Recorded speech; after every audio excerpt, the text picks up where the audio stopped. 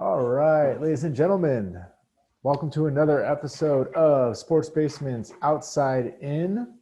I'm your host. My name is Austin Auger. I am a marketer with Sports Basement, and we are very excited tonight to have Golden Harper, running Phenom and co-founder of Altra Running Shoes, single-handedly changing the game with the zero drop and the foot-shaped design. We're very excited to have Golden on tonight. He's got a lot of accomplishments in his time and just a very interesting story. And quite frankly, the science behind it is fascinating. So we're going to get into all of that stuff in just a minute. Before we do that, I would just like to mention that our beneficiary for the evening is Outdoor Afro. Outdoor Afro is a national organization, and they've become the nation's leading cutting-edge network that celebrates and inspires Black connections and leadership in nature. Part of their mission is that they are at the forefront of helping more people, particularly Black people, equitably reconnect with the natural world through outdoor recreation. So you may have noticed when you RSVP'd through Eventbrite that there was an option for a donation, which we got a few bucks through there. They're going to be our beneficiary all through October. 100% of donations go back to them. If you didn't make a donation and you'd like to do it, you can go to their website at outdoorafro.com and make a donation directly there. Get involved. Great organization doing a lot of terrific things for the Black community. As we go along, you guys might have some questions that arise. If you do have some questions, go ahead and type that into the chat bar, which is going to be at the bottom right of your screen. We will get to as many as we can at the end of the series. And we're actually going to unmute or allow everybody to unmute themselves. So if you do have a question you want to ask Golden in your own words, you are welcome to do so. So now what I am going to do is I'm going to spotlight Golden's video. And all right, everybody should be able to see Golden right here, right now. So Golden, how are you doing tonight? I'm fabulous. Thank you. Excited to be here with you guys. All right. I know we got a lot of runners on this call, on this Zoom meeting. A lot more. We'll see it on our YouTube video after all is said and done. So, you know, I'm sure we got a lot to get into here. So just to get started, a little bit of background on you. So as I mentioned before, you've got numerous fastest known times. You've got a bunch of first place finishes. Obviously you started Ultra. So let's start way back at the beginning. I just want to read this quote because this is my favorite right here. Sorry, 1 second here. It was Golden started running as soon as he left crawling and has never looked back. So there's some truth in that. You just started crawling, and your first step was a fast one. You just kept going, huh? So yeah, actually what happened is my parents read all these studies that said the longer children crawl, the more intelligent they'll be. And so every time I stood up, they pushed me down and they tried to keep me crawling. So I was like insanely old, still crawling around because they wouldn't let me walk. And then they set me outside the car one day. Unbeknownst to them, there's a playground right there with a bunch of kids playing. And I had built up enough strength, I guess, from standing and being pushed down and getting one step in before I was pushed down, that I apparently just ran to the playground. So I kind of skipped the whole walking stage altogether. So the legend goes. Oh man, that's I mean, you know, in terms of intelligence for crawling more, considering all you accomplished in college and then with your company and everything, there might be some truth to that. So I was gonna say, I don't think it worked. Difference of opinion there. We'll agree to disagree. But speaking of which, like, where did you grow up? And outside of running right off the bat, how and why did you get started running at such a young age? So neither of my parents ran. I come from, on both sides, families that are basically sedentary, not active. And my parents both got into running right before they met each other and right before they got married and I was born. And so my parents' like stoke level with running was really high when I was born. They were race directors at the time. My dad was working for Nike and then for Saucony most of my childhood. And they had me racing from age 2. So they had these kids races at the races they put on, and they would let me race. So I raced from a very young age. So, you know, I was running races at age 8 that, you know, most people aren't running till they're 30, I guess. So that's just kind of how things happen because of my parents. Yeah. Well, so much of what we get into young, right, is because of our parents. And speaking of which, you mentioned that you were running like races at a young age. I didn't run my first half marathon until I was 31. How old were you when you ran your first marathon? Well, to my point earlier, you just made it. I ran my first half at age 8. So like I was saying, yeah, I ran my first marathon. I begged actually to run that year. And my parents said no, and they wouldn't let me. And I begged and begged and begged. And they finally let me run the marathon at age 10 after I met the qualifications of running to the top of Mount Timpanogos and going rim to rim in the Grand Canyon and also down to Havasu Falls and back in the Havasu by reservation. So I had to do all these things that were harder than a marathon. And then my dad was like, okay, you can run the marathon now. Yeah. I think he thought I would be like, oh, that's a bad idea. I don't want to do that. But that backfired big time. Yeah, seriously. It sounds like it just encouraged you more and more. Where did at such a young age, I feel like, you know, there's so many distractions for most kids. Like where did that motivation and dedication come from for you to go out and run so much? You know, I think anytime you're good at something, you tend to like it. And I, you know, engineered. There's nothing super special about me that way. There's nothing in our family history. You know, again, most of my, you know, lineage going back is sedentary or overweight or, you know, just certainly didn't run. My parents were the first runners. But you know, I had success from a young age. And I actually ended up winning the World Youth Championships when I was 8. And that really, you know, got the stoke level pretty high.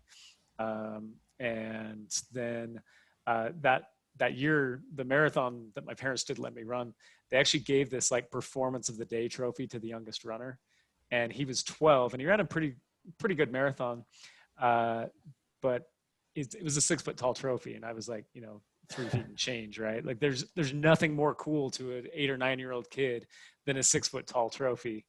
And that was really my motivation for running the marathon the next 5 years.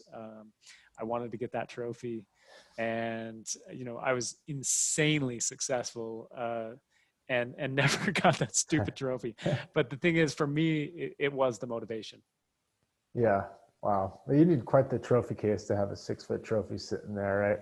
Yeah, I think our listeners or viewers might enjoy seeing this hilarious image of me as a 12-year-old. Can you guys see that? Oh yeah. Or as a 10-year-old. So this is my first marathon. So there I am at age 10, crossing the finish line, all 3 feet and change and 47 pounds or whatever. Yeah, you look stoked right there. Pretty funny stuff. All right. Awesome. So when you were running back then, did you have a favorite pair of shoes when you were at that age or growing up in your formidable years? No, because I was like a tester, you know. I was like, first off, shoes didn't fit me because I was too small.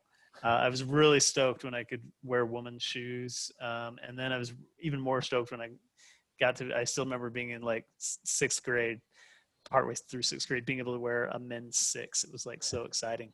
But yeah, no favorite specifically. My parents were both Saucony sponsored athletes at the time, so I was generally wearing you know, racing shoes from Saucony at the time. Yeah, cool.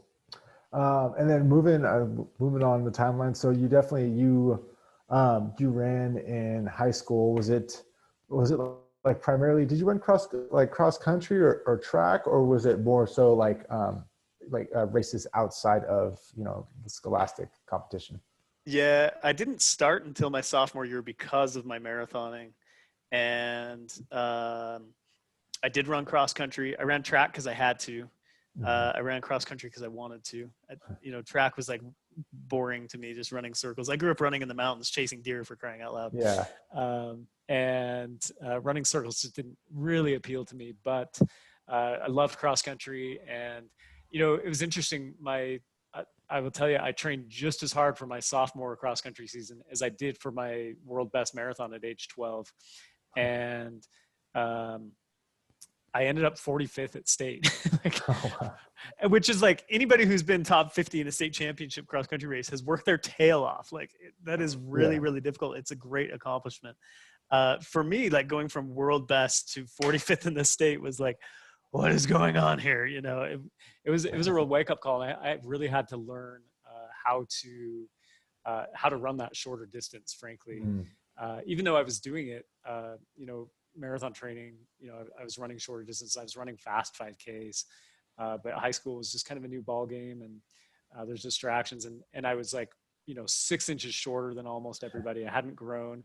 And I'd been hearing for the last 5 years, running marathons will make you short. It's going to stunt your growth, and your knees are going to blow up. And, just like, you're doing all this LSD, this long, slow distance, like it's going to make you slow.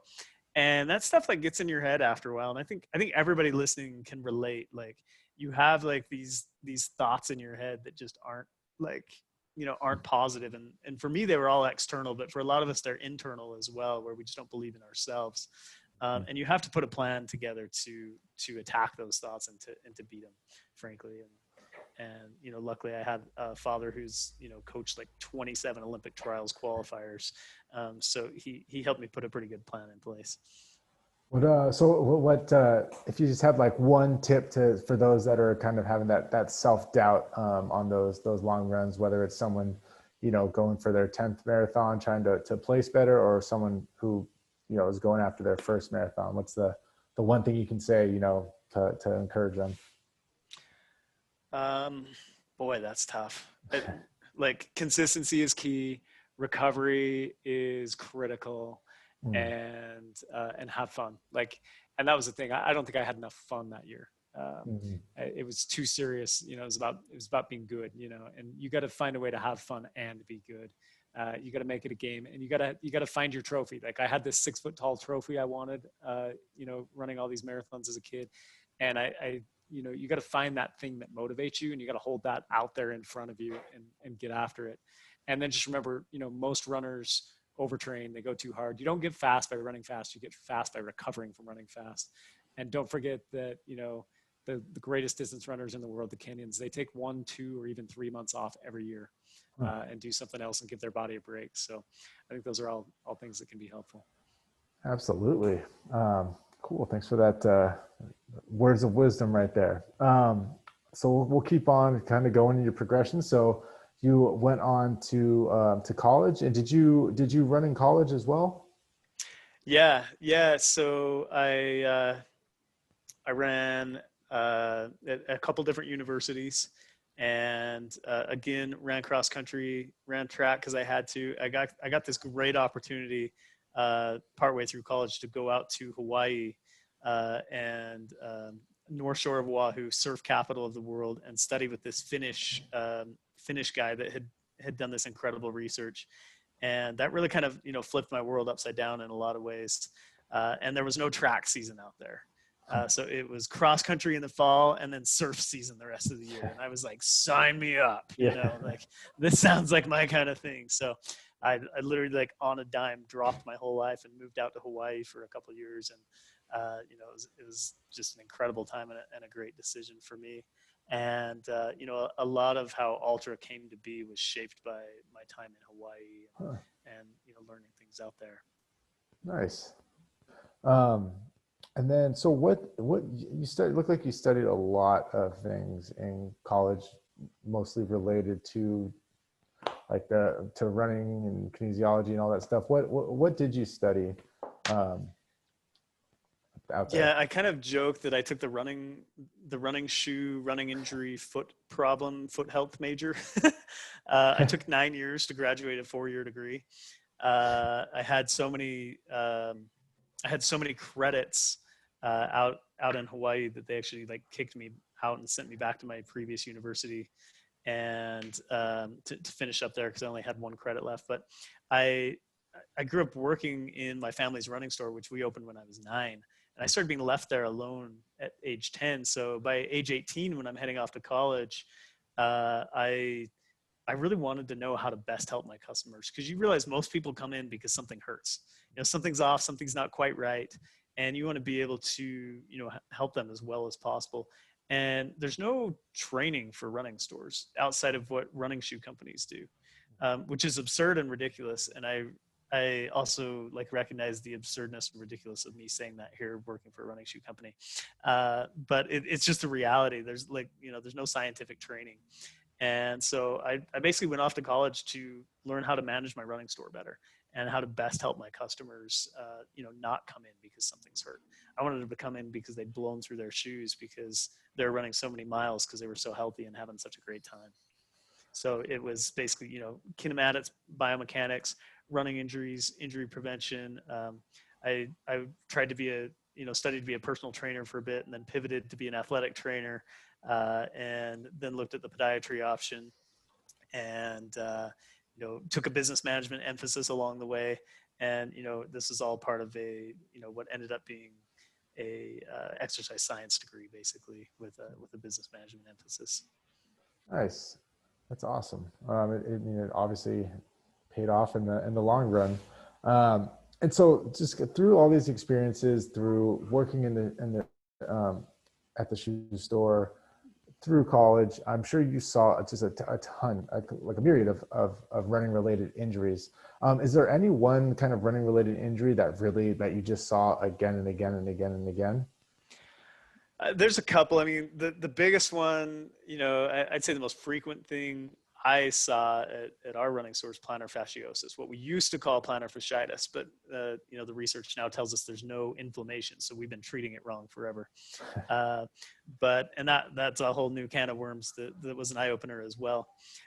So that was the one I think we would see the most. And any running store gets a pretty good mix of runners and walkers. Mm-hmm. And you're just going to see a lot of plantar fasciosis in that situation. But obviously, common ones, other ones would be like runner's knee, IT band, shin splint kind of stuff. Were probably the other next three biggest ones. And that probably accounted for 90% of the injuries we saw was one of those four things. So, or some other chronic foot condition. Yeah. And I hate those things. So I've spent years all right, how do we kill this crap? And then my customers at my store were my test tube babies. It's hey, I just read this research article. You should try this. Come back in 3 weeks and tell me how it's going. Yeah. Several years and years and years of that down the road, and here we are today. So that's like the hands-on scientific A/B experiment type stuff there. Yeah, there's a lot of great science out there, but at the end of the day, it's got to be practical and real world too. Mm-hmm. And so much of what I'm all about is marrying, the literature, the scientific literature, with what's actually practical, and can we make these things work together, basically. Cool.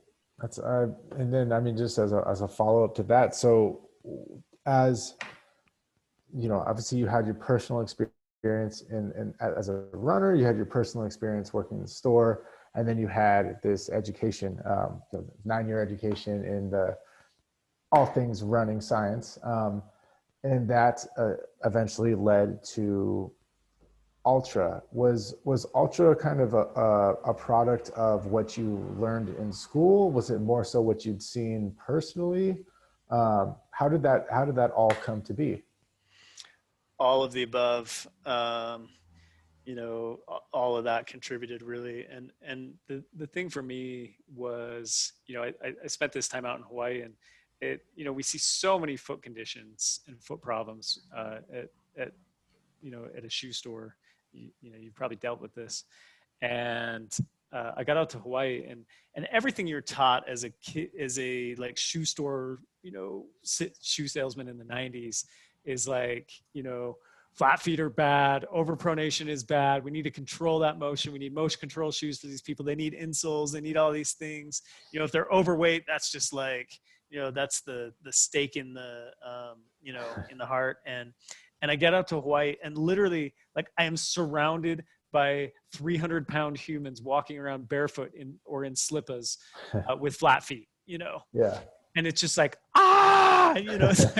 it's okay, these people, they need me, Yeah. And as I get to know them, it's you get to know these people, and as I get to know him well, I'd be like, hey, so tell me about your feet. They're probably hurt pretty bad because they're really flat, and you're a big Hawaiian guy. And, you wear crap shoes all the time if you wear shoes at all. And they would always just they look at me and they'd be like, no, bro. I'd be like, no, come on, it's cool. You can tell me. Like, feet are what I do. I've been doing this since I was a little kid. They're like, no, bro, my feet don't hurt. Okay, no, bro. And like repeated, like everybody, like nobody's feet hurt. It blew my mind. It was just like completely contrary to everything I'd been taught by every shoe company, and frankly, everything I'd ever been taught as a running store, shoe salesperson. And so I start, I've been started kind of experimenting with like, okay, if the Hawaiians can go barefoot, well, what about me, And I'm running barefoot on the beach. I'm doing 100-mile weeks, most of it in shoes, but I'm going on like hour-and-a-half runs barefoot on the beach. And, I start researching like, okay, how come these people's feet don't hurt? And it turns out there's 1 billion people on the planet that don't wear modern shoes. They walk around barefoot or in primitive sandals. And the results were just like mind-blowing to me. And I learned all this stuff, and I finally go back home to my running store, and I go back to managing the shoe store, and I'm like, oh crap, I don't have anything here I believe in. Like none of this lines up with what I've learned, with what the literature says, and that's a really frustrating place to be, is like, knowing, having this knowledge and then not really having a product to back it up with, basically. So I get back to the store, and that was kind of the conundrum I found myself in. And it was okay. I guess I gotta make them myself at this point, huh? That was the last thing I wanted to do. if I joke, but it's pretty much true. It's like the quickest way to go homeless. Go try and start a shoe company. Yeah.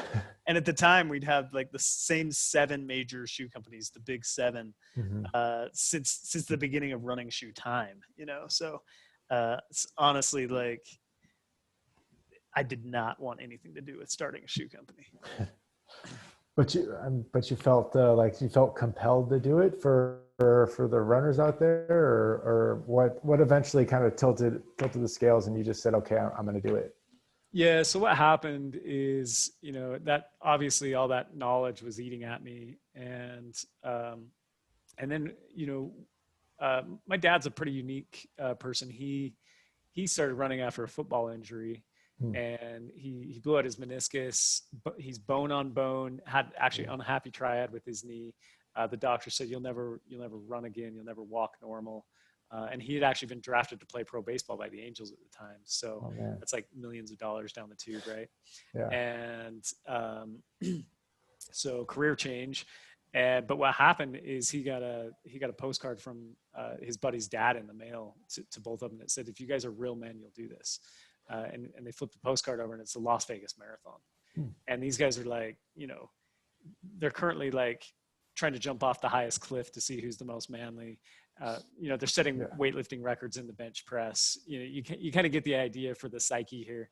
And it's like, all right, I guess we're doing that. We're not backing down to that challenge. And it was completely disastrous for my dad. It did not go well. He claims he crawled across the finish line of one of his first couple marathons, and for the first time in his life, he really was terrible at something, and it just lit this fire in him, and he had to teach himself how to protect his knee, basically. And he sees these Kenyan runners running. I'll share a picture here, and he's like, oh my gosh, those guys float. Like, we crash down the road and they float. I'll bet if I taught myself to run like them, then maybe my knee wouldn't hurt so bad. And so he teaches himself to run like a Kenyan, and next thing you know, he is 7 years later, long story short, can you guys see that? Can you see the image? Yep. Okay, cool. So yeah, he sees a group of guys like this, and he's like, wow, they float. Like, we all crashed on the road. And he teaches himself to run like them, and 7 years later, he wins the St. George Marathon. St. George, Utah, down by Vegas, runs 2 hours and 22 minutes, becomes a nationally ranked, very successful runner. And I was 2 years old at the time when that happened.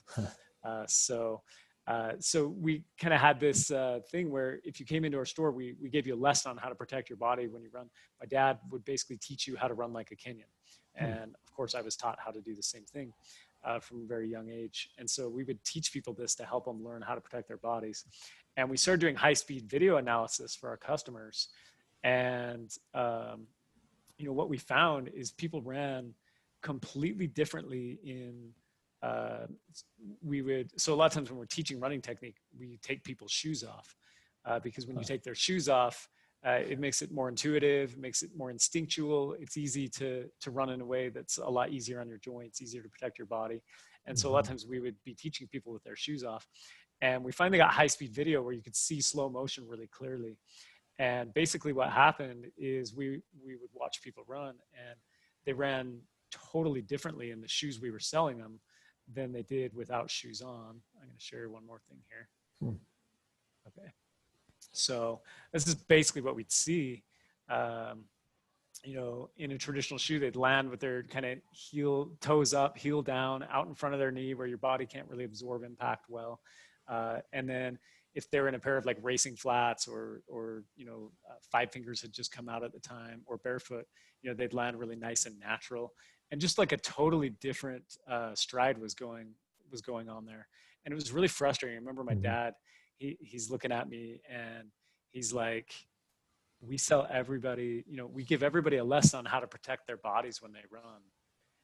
And then we sell them a pair of shoes that undoes everything that we teach them every time they go out there. And this is basically what we see with most people right here. This is how about statistically 80 to 83% of runners run today. And if you would go back and look in, previous to the 1960s, nobody ran like this. Go watch any old video of either runners or not even runners. Just go watch Gone with the Wind, for crying out loud. And when you see people run, nobody will be running like this. And yet, most everybody runs this way today. And I always ask this question, like, is she going to run this way if we take her shoes off? No. Of course not. Why? Your heels would just be black and blue. I mean, after. Yeah, your heels would be destroyed. And what you don't see is the damage going through the joints here, because she's landing in a place that her body can't actually protect itself. So the shoe merely makes it comfortable to do something completely unnatural for your body. It's a movement pattern your body isn't supposed to be going through. Humans have never run this way throughout all eons of time until now. And so that was kind of the turning point for me, is looking at this and seeing that the shoes that we were selling at our store were literally changing the way people run. And then looking at my collegiate research, and you go look at the history of running injuries, and running injuries have not gone down since running shoes became a thing back in the late 60s. In fact, a lot of injuries like Achilles injuries have gone up double digits, especially through the 70s, 80s, 90s, and 2000s. So running injuries are on the rise, despite, I truly believe shoes are better, shoes are more technical, technology's in the shoes, but because we're running in a way that, doesn't allow our body to protect itself, the shoes allowing that to be comfortable as well. And so I thought, there's something with the way shoes are being built here that's changing the way people run. And, so I got looking into it and digging into it. There's no such thing as the term drop. I invented that later. There's just no measurements or specs were given in catalogs back then. So I started cutting up shoes and looking at them, and I started weighing shoes. And the really crazy thing is, like, take one of our shoes today and it's going to weight balance like this, but take 98% of all shoes out there and you try and do this and they're just going to crank off the heel. Yeah. And especially 12 years ago, shoes were a little bit heavier back then. And I found that shoes were really heel heavy. The back half of the shoe weighed a lot more than the front. And then by cutting shoes down, I found out that, almost every shoe had a midsole that was twice as thick in the heel as it was up in the forefoot. So the shoe's a lot thicker underneath the heel. And as we started to watch people run, it became really obvious that as the foot swings out in front of the body, that extra weight kind of drags the heel down, pops the toes up. And then that extra thickness on the bottom makes the foot catch the ground about 2 to 3 inches earlier, in front of the body than it normally naturally would. And, I was training for a Rocky 50-mile race in the mountains at the time. We run in a modern world on hard paved surfaces. And I just thought, well, it'd be great if we could get the like biomechanics and benefits of barefoot, the way humans have run throughout, all recorded history, with the comfort and cushioning of a traditional shoe. Mm-hmm. So what if we got the shoe to weight balance perfectly front to back, like I showed you earlier? What if we made the cushioning be the exact same thickness front to back, so that the midsole is the exact same thickness, the weight is the exact same, so it's not going to mess with your body. And then, of course, what if we got the shoe to be shaped like a healthy human foot instead of, like a torpedo, more or less? And that's when I went home and popped a shoe in my toaster oven. And my dad was always modifying shoes, so this was like a fairly normal thing, even though it sounds ridiculous. I told him what I wanted to do and why, and he's like, "Oh yeah, 275. Wait till the glue bubbles." And I was like, "Okay, 275 degrees." So this is the mini oven, the toaster oven right here, the actual one. And just turned up 275, put the shoe in. Actually left it in a little long, melted the laces, melted some of the TPU on the upper. Shoe was ugly as sin, right? Like it was not a pretty thing, but it worked. And I was able to get some pliers, rip the rubber off, take the foam out, and put in some Spenco foam that was weight balanced and level, glue the rubber back on, and go for a run. And then, of course, I was able to, test it on my staff. We had about 24 people working for us at the time, so pretty good group. And then somehow it leaked out to customers, and then next thing you know, it's Fight Club. We got people like coming up like, "Hey, I want to try the hacked up shoes," and we'd be like, "There's no such thing," and they'd be like, "Oh no, Joe told me about them. I know they're back there." Like, okay, what's the password? Stop holding out on me. What's that? They're like, "Stop holding out on me, man." I know you totally. Yeah. Well, the thing is, like, we didn't want to tell people about them because it's like we're literally taking our best-selling shoes in our store and we're leveling them out and doing surgery on them, right? And we're like selling them a size too big, and we're skipping the laces in the front half of the shoe, so the toes are just like flopping around in space. I mean, it was absurd. But it was so successful with injuries that there's like this crazy cult following that happens. We sold 1,000 pair of modified shoes in that first year. I mean, It was completely out of control. And like, we were just like waiting for it to leak out to a shoe company and for the lawsuit to come, that was like, so of course we decided like, let's make a research project out of this.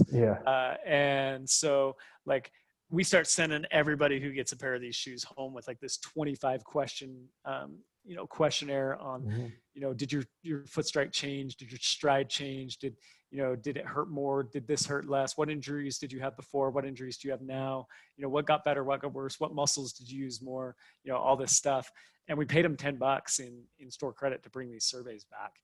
And so we literally made a research project out of the whole thing, in hopes that we wouldn't get sued. And then of course we took the data, which was like, we had incredible data, specifically for, plantar fasciosis, lower back issues, and then shin splints, runner's knee, and IT band. And the shin splints, runner's knee, and IT band made perfect sense to me. Anybody who's studied biomechanics gets it. The foot's going to land underneath the knee more. Now the ankle can bend on impact. The toes can do more work. The knee can bend. The hip can bend. There's this big 3-foot spring from your hip to the ground that works and absorbs impact instead of relying just on the shoe to do it. So I'm like, okay, yeah, shin splints, runner's knee, IT band. Of course that works. Plantar fascia issues, what we now call plantar fasciosis, lower back. We're like, okay, we got to do some research and find out why.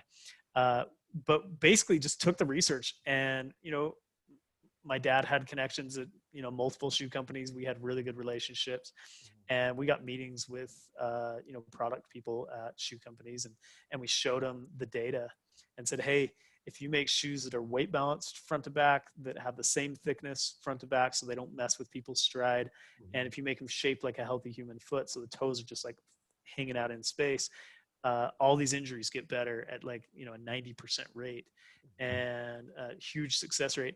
And if you make them, we'll pay you, hundreds of thousands of dollars and buy thousands of these shoes from you. Yeah.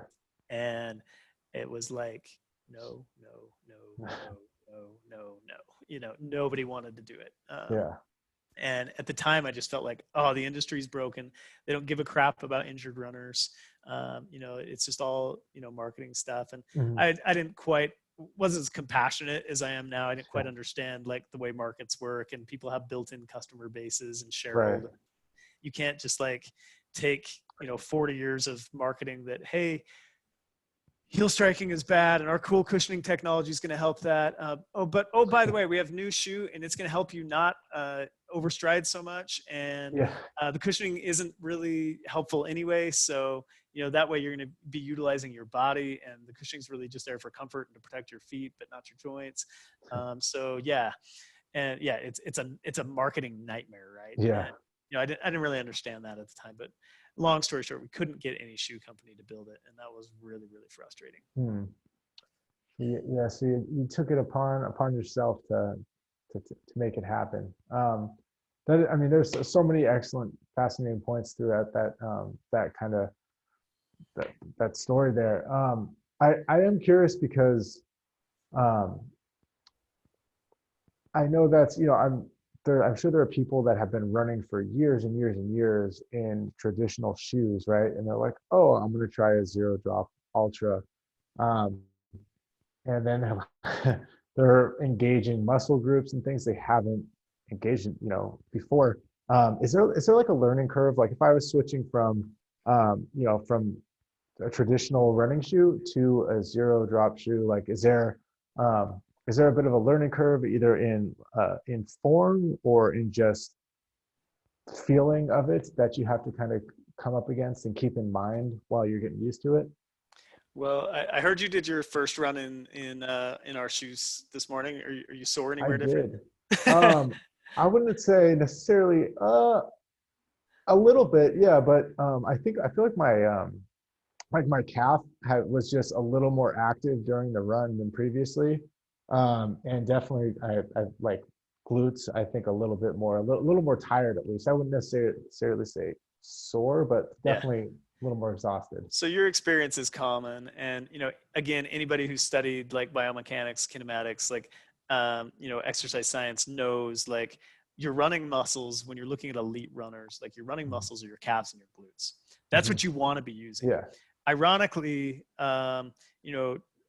most shoes get you off of your calves and away from your glutes more. This is why when people put track spikes on for the first time, they just get completely lit up in those areas because all of a sudden they're engaging those muscles that they wouldn't otherwise.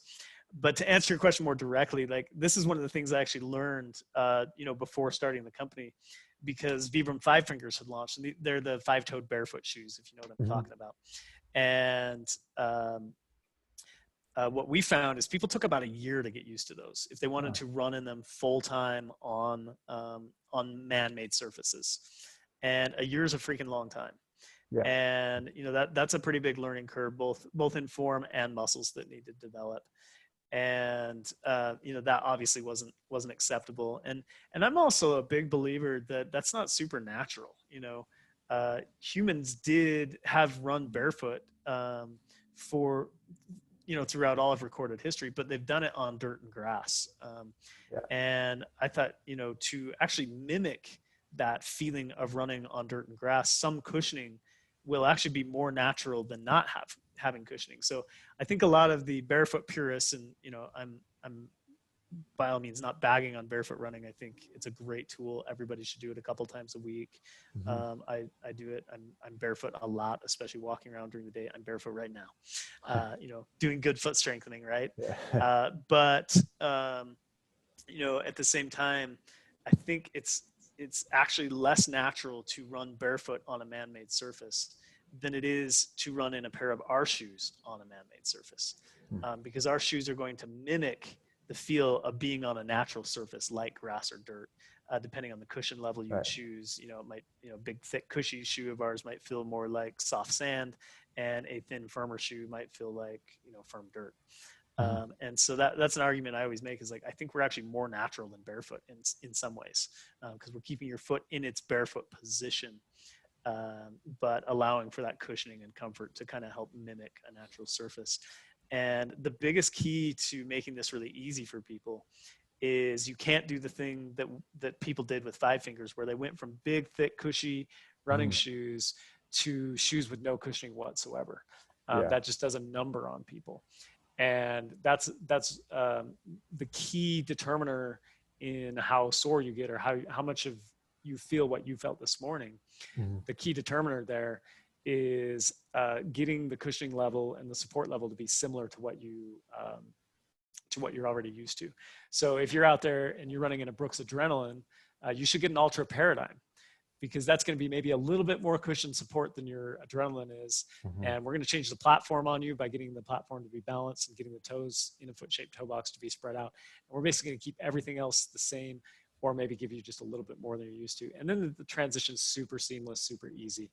However, if you're used to wearing, like a big, thick, cushy shoe, super supportive shoe, and you go down to, one of our shoes, let's say like a Escalante, which is a faster, lighter, lower to the ground shoe, that's probably going to be a bit much of a jump. That's not going to be a 1 week, or 1 day, get used to it kind of thing. That's probably going to take several weeks, if not 6 weeks. And that's a different ball game that we kind of recommend against. So my thing I always tell people is, like, let's meet you where you're at. Whatever cushion and support level you're used to, get that same cushion and support level with an Ultra. Let us get you in a more natural platform, get your foot in barefoot position, and we'll meet you where you're at. And then that whole situation is really super easy. And then, of course, like, anytime you get new shoes, I've been selling shoes my whole life, like, rotate those shoes for a couple of weeks, give your body a chance to adjust to something new. All right. And of course, I mean, at any of our sports basements, our running team are highly educated on all the zero drops. And if you want to get fitted out in some Ultras, they'll definitely make sure that you're set up, and they'll make sure that your gait and everything is best for it, so that you're not, going out there on something you're not quite ready for. But that's great advice. I definitely think that sometimes people get so excited about something new and they just jump right into it, and they go, a little too hard, and, everything within moderation, right? Yep, totally. Awesome. Well, I mean, I've got plenty more questions, but I know this is an hour-long outside in. Well, first, before I definitely want to open it up to everybody else, but before I do that, where did the name Ultra come from? That's good question. Yeah. So I told you that I was really frustrated with the industry. And I felt like the industry was broken because, we had all this data showing how to fix these injured runners. Nobody wanted anything to do with it. And, and of course my goal was just to fix the injured runners at my running store. And so I found this word Altera, and Altera means to mend or fix that which is broken. And I was like, that's perfect. We're naming the shoe company Altera, after like searching for like 6 months for a name. Yeah. And, we even built shoes with Altera on them. And then we got this cease and desist letter from Altera, the software company, out, I think it's based in San Francisco area. And our legal team was like, you will easily win this lawsuit.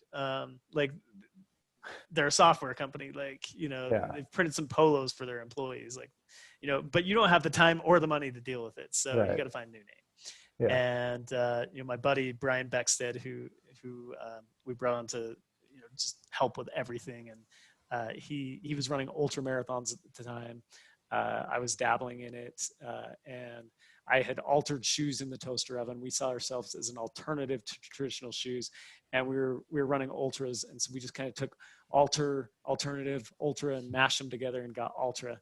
And we were like too not intelligent to realize, like, that's just Altera without an E, Yeah. but we had already sent it off to the trademark commission, and we realized, like, there's no way they're going to approve this. It's a 1-letter change. Like, and, sure enough, it came back, rubber stamped, and we were like, wow, divine intervention, thank you. Like, Yeah. So it was pretty crazy, but yeah, Altera became Ultra, and, that's where the name came from. Good one. Awesome. Okay. Well, so what I'm going to do next, for everybody that's on here, is I'm going to allow everybody to unmute themselves. I'm sure you guys got plenty of questions. Let's not, overload Golden all at once. So I'm sure he'll get to all your questions in time. So you guys should be able to unmute yourselves now. If you do have questions, by by all means, first person up, go for it. And I'll just say, there are no questions too hard. You are not going to offend me. Bring it on. Like, it's all good. I have a question. What do you think about rotating through different shoe types? Like I do Ironmans, and sometimes I have a pair of 4 mil Hokas, and it's kind of just so nice and cushy to float on those on a recovery day, and other different stuff. But I've never really spoken with anybody about what the potential impact that is on the body. Maybe it helps you adapt because you become more flexible. But any thoughts on Yeah. I mean, the number one rule in injury prevention, we didn't get to this and we should have, is, injuries are caused mostly by muscle imbalances, and variability is your friend. And so anything you can do to change up is always good.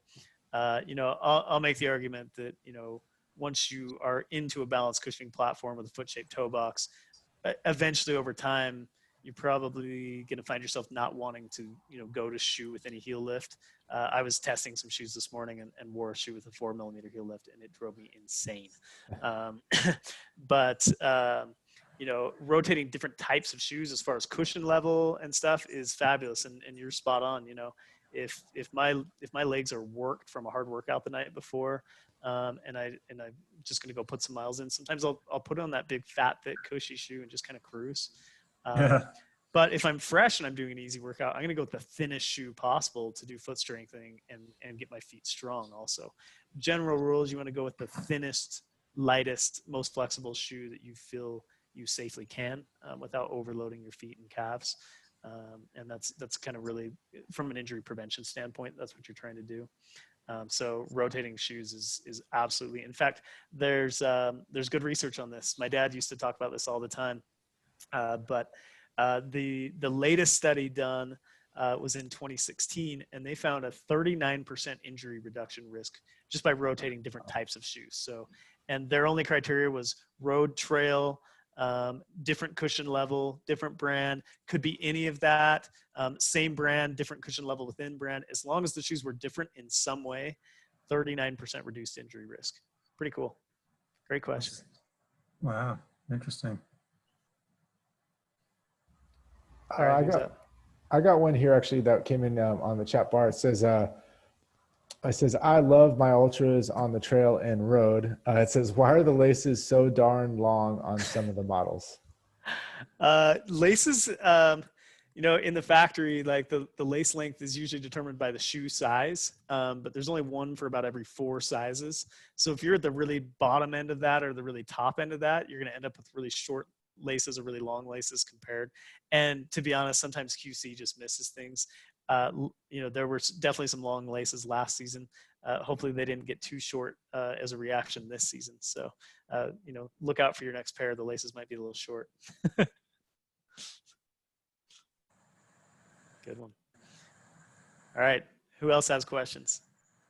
Please. Yeah, Golden, can you hear me? I can, John. Hey, first of all, good to see you. We saw you. You're here about a year ago in the city.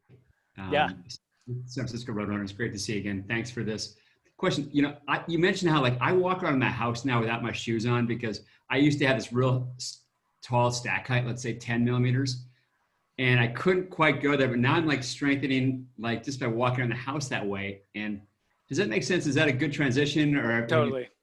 What are your thoughts? Yeah, that's going to make it a lot easier for sure. Anytime you're putting your foot in barefoot position or actually just barefoot, you're going to make it easier to transition to running in that position as well. As long as you're not doing overload with both at the same time with too much, but that's usually not, for 95% of people, that's not going to happen. So yeah, good question. And okay. Yeah. Thanks. And I like the idea of rotating too, because I can't go ultra or something else, but I'm getting closer to a flat, I don't know, less drop or drop. Rotating's good for sure. So I see a question here from Yvonne. Yeah. Her laces are a bit short. All right. How do the ultras affect pace and speed and stride? Very individual, depends on your genetics. I got to say we have had many a person buy a pair of our shoes for the first time the day of a 100-mile race or the night before, run a 100-miler and PR. I've also had the same thing happen: 5Ks, 10Ks, half marathons, marathons. The biggest thing that's going to happen is, your ground contact time is going to change. Your foot is going to land more underneath your knee. So you're not going to be reaching as much. That's just a reaction of having the shoe on, having a balanced platform.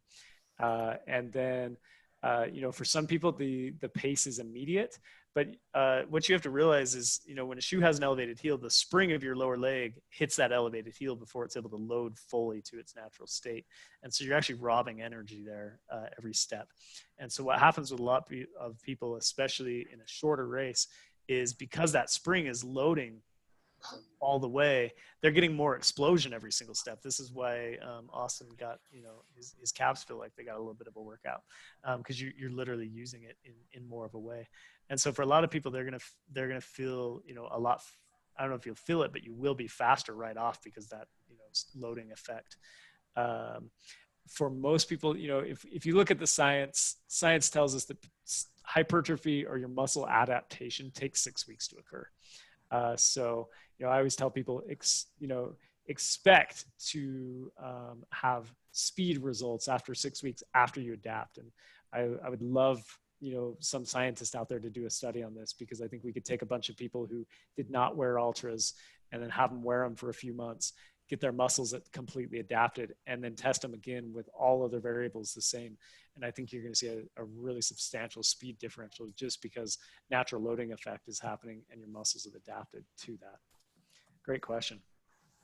But yeah, you should see your cadence go up. That's one thing we do know that's related to this, is just merely by putting the shoes on, your cadence will be 5 to 10 steps a minute faster.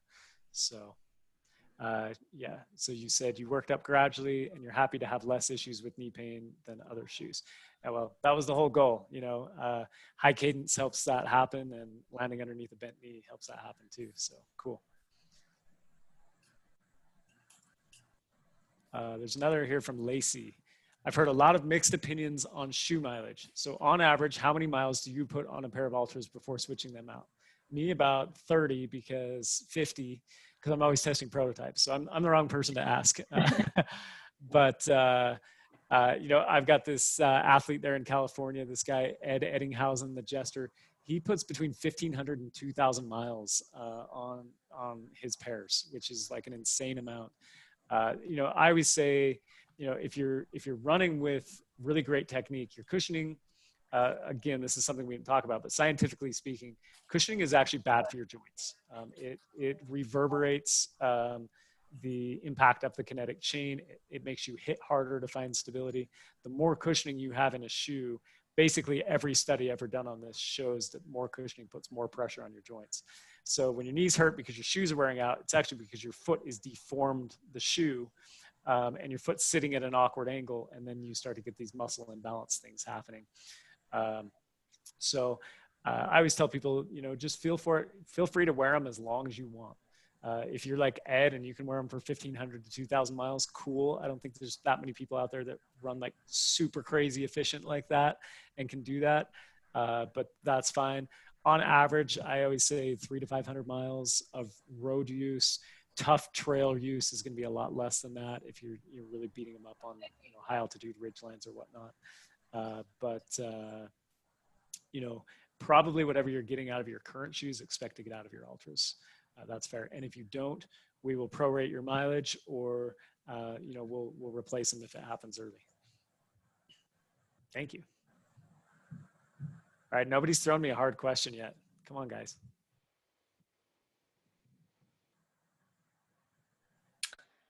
Can you hear me? Yes. Okay. Hi, Golden. Sorry, I was about 30 minutes late. I am in grad school studying exercise physiology. Nice. And I'm trying to figure out how to articulate this into a question, but you mildly kind of touched on something similar when you were talking about transitioning from a more cushioned Ultra to the Escalante and how that was going to be different. And I have been wearing the Lone Peaks for like how long I go running. And they work really well for me. I really like the Superiors. And I used to wear them a lot more, and so maybe I haven't worn them in a while. So this last pair that I got when I started wearing them was for a really hilly 50K race. And it was after that race that I noticed like some toe pain and also a lot of calf pain. And so I was kind of discouraged from wearing them after that. And I wasn't really sure if it was because maybe I didn't like lead up to them. And so I was wondering if you would suggest for someone who is used to running in the Lone Peaks, is there that much difference between like the Lone Peaks and the Superiors, and that I would need to kind of practice to get my calves used to that? Yeah, for sure. You know, the Lone Peak's a pretty traditional, you know, traditional shoe, traditional cushion and support level. Superior's a lot closer to the ground, lighter, faster, more flexible. It's gonna, you know, require you to do a little bit more work on your side. It's gonna be a lot easier on your joints, but you know, force does not magically disappear, which means your muscles have to do more work, AKA more toe off and more calf. So you experience that. That's a good thing long term. Now that you've done it, you could go back and do that 50K here in the shoe and you would be adapted and you'd be fine. So what I actually do about a month out before a road marathon, 4 to 6 weeks out, I wear a pair of 5K racing flats. We have a shoe called the Vanishar. It's a 5K racer. It's a nothing shoe. It's 3.9 ounces, paper thin, and I actually go run a 20 miler on the road, just not at a fast pace, but I do it to beat the crap out of my feet and calves because I have these horrific memories of being a kid, and just my feet dying in the marathon and my feet hurting so bad the last 10K of the marathon. And I was like, I do not want to deal with that anymore. I would rather, you know, go through something like that, running easy on a training day. And then when I come race day, you know, it'll make it a lot easier. So, you know, in your circumstance, you could do something like, you know, go for a 10 or 15 miler in the Superiors and take the insoles out of them so they're even thinner, lighter, more flexible, and really get that footwork out. And, you know, again, you can also like do some barefoot running is a huge way to do this, or run in socks, whatever. Anything, you know, the more you go with less, the stronger your feet and calves and the less shoe you have to wear over time. So, Okay. but to answer your question directly, you already did the adaptation by having that experience during the race. So you could probably go back and run the same race right now and you'd probably be great. Also, thank you very much for your shoes. I have really big bunions on both of my feet, and before Ultra, I was not loyal to any shoe company and was just like bouncing back and forth. And now, very happy with my Ultra shoes. So thank you. Nice. Are you wearing correct toes by chance for your bunions? I tried them and I failed at continuing to wear them. I still have them. Yeah, working gradually. You just go till your feet start to ache a little, and then you pop them out and you go a little further each day. But cool. Thank you. Works really well. Thank you. All right, that was a little more challenging. Yeah. Else?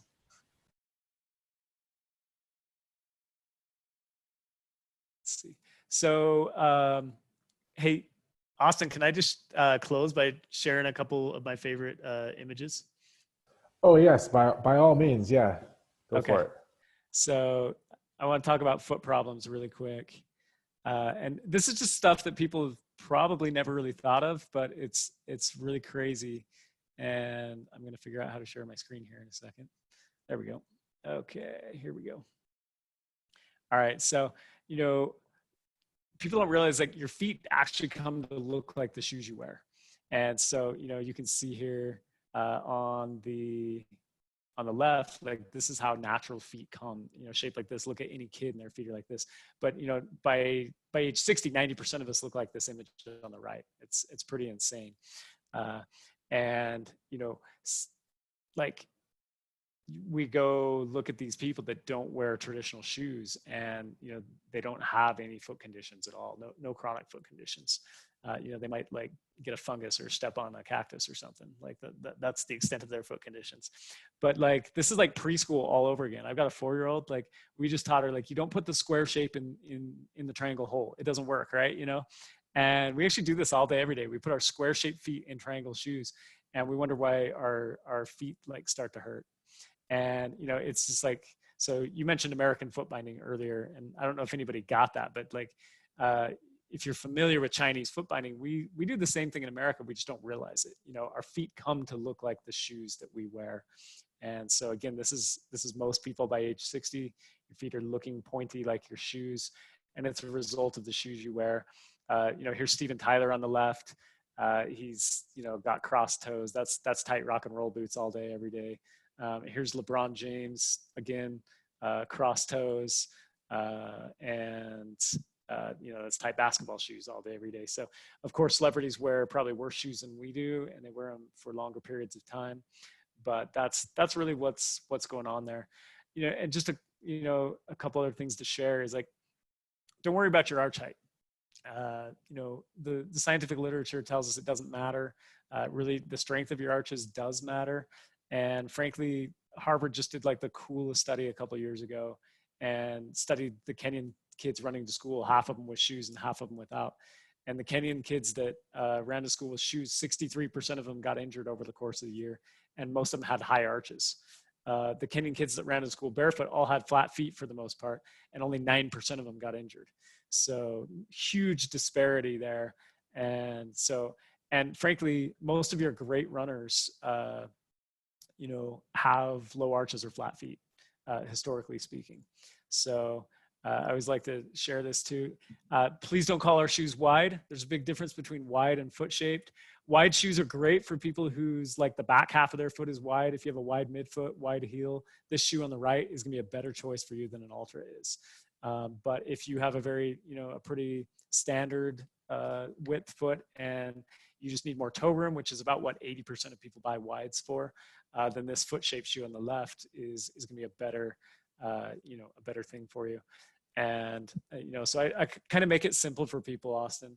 Like, just choose the outline that matches your feet, right? It's not that hard. And one day I was like flipping through these images back and forth, and I had this revelation.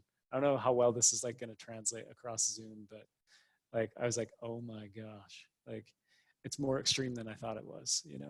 It's a pretty crazy situation. So yeah, there's the, and just to make it like really simple again for people, just like choose shoes that are friends with your feet. Those are not friends right there. And those are friends. You want your foot and your shoe to be the same shape. When that happens, good things are going to be able to happen. Your foot's going to be able to come down and do natural arch support. Toes are going to spread out and absorb impact, stabilize, and be able to push off the ground with more power. That's really, what we're looking for. So, keep that stuff in mind. And then, just a couple like, closing thoughts on like some scientific stuff that I think is really helpful for people from an injury prevention standpoint. Along with realizing that like, foot problems are mostly caused by the shoes you're wearing all day, every day. But also like running injuries don't come from impact for the most part. They're from muscle imbalances. They're from running a way that your body's not meant to run, and running more naturally is going to take care of that.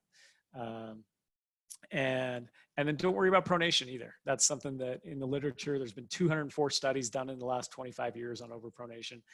Little to no connection to injury whatsoever. That's not something we should be worried about. Really working on strengthening your feet, and buy the shoe that's best for you. This is a great advertisement for Sports Basement, actually, because the biggest study in the history of running injuries shows that people are least injured when they wear a shoe that just gets out of the way and let their body do whatever it wants to do, regardless of what type of shoe that is. The shoe that makes you feel the most barefoot, relaxed, and free is the shoe that you're likely to be the least injured in. And so that's really hard to find that online. It's a lot easier to go in and try a bunch of shoes on and literally run on them. And just whatever feels the most like freaking house slippers, just the most relaxed, barefoot and free. That's the shoe that you're going to be least injured in.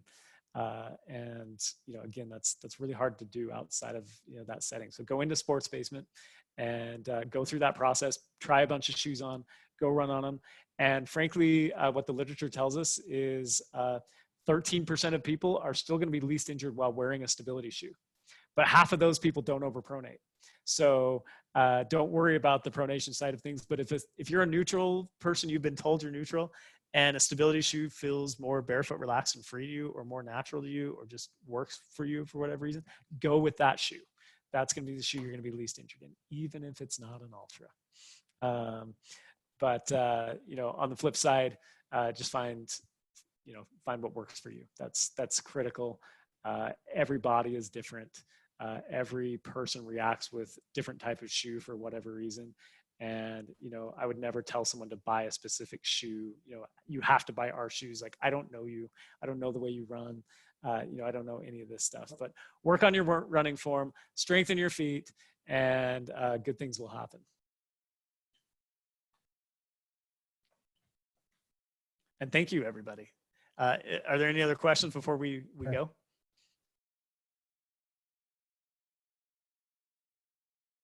We have rendered everyone quiet. And I think we lost Austin. Yep. I think you did. Okay, guys. Well, I'm here. We have candid time. So I think that probably ended the recorded part of this. But yeah, anybody have any, just like, I don't care, throw it out there. Injury questions you want help with, shoe advice, foot problems, dinner recommendations. I don't know. Don't be shy.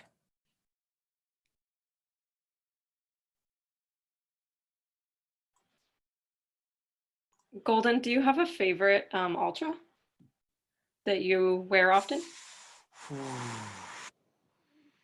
No. No. Because you just rotate. Okay.